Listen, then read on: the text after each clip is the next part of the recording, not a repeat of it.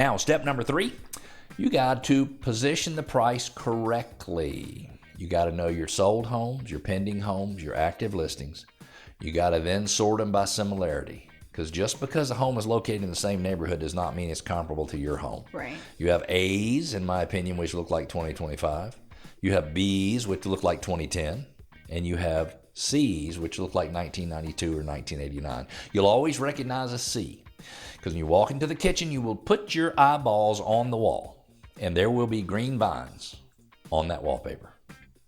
Green vines, pink flowers, you know exactly what I'm talking about, and it's so typical. And each one of those tranches, if you will, of properties has a different value per square foot. And in today's world, we talked about this earlier, 77% of the home buyers out there do not have the appetite to do any work on homes. 77%. Then you got to ask yourself, if I were a buyer, would I choose my home at this price over other homes? Also ask yourself, if my home was not on the market yet, what price would I list it at to sell in 30 days? Because you might find as a seller that you already know the answers to your questions, you just simply don't want to acknowledge. What percentage of the time, Tammy, do you think a seller would be totally capable all on their own of coming up with all the right decisions to sell their home? None. Almost none. It's probably very close to none because you can't be objective about it. Now, then you need to identify, this is step 4, you need to identify and respond to the market feedback loop. Talk about showings. No showings in the first 2 weeks, the price is probably high. Well, yeah, the price or the marketing's off. Could be. Lots of showings and no offers. Maybe the price or the condition or the layout of the home is not right. Mm-hmm. How about getting 1 or 2 lowball offers in the first few weeks? Could be that you have to make some further reductions. So you need to understand that when the market is speaking, and you need to, in today's market, have an agent who is proactively trying to get feedback from the agents who show the home, because you don't really know, especially from an agent who shows your home and then goes and sells another home in the same neighborhood or one next door. So then the last and final step, step 5, you got to combine pricing with strategic improvements.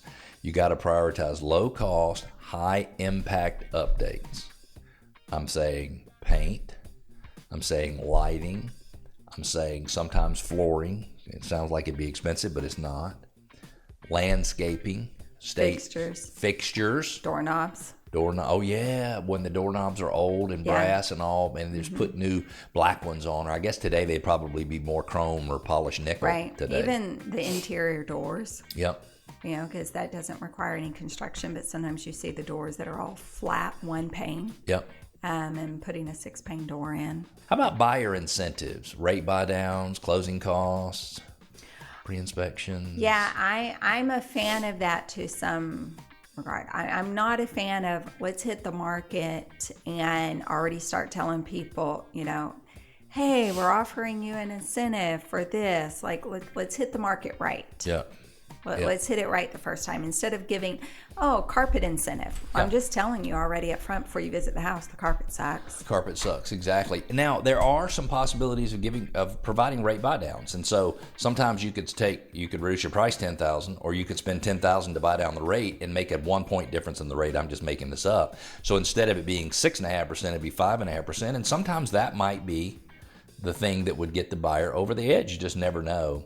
And then don't ever forget to look at your marketing, look at your listing, audit the listing. Is it in the right zip code? Is it in the right school district? Are all of the data? There are thousands of data points in a typical listing, and you don't have to look very long or far to find a listing that has errors in it. And so make sure, if it's not working, refresh your marketing, new photos, social ads, updated descriptions, things like that. I know that's what you do. Mm-hmm. And it makes a big, big difference. Do you agree? Yes.